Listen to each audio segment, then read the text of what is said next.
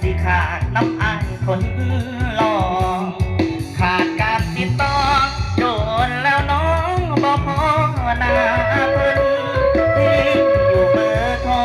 ในนามบัตรเขียนชัดเหลือเกินคุยอยู่ดมอก็คือโทรหาเพิ่นพอแต่พลังอยากว่าหรือสั่งว่าพลังสอรี่สอรี่อายมิดจีใจน้องนี้ก็เริ่มเป็นตาเสียงมือถือไม่ไอ้บอกคนเมาสู่ฟัง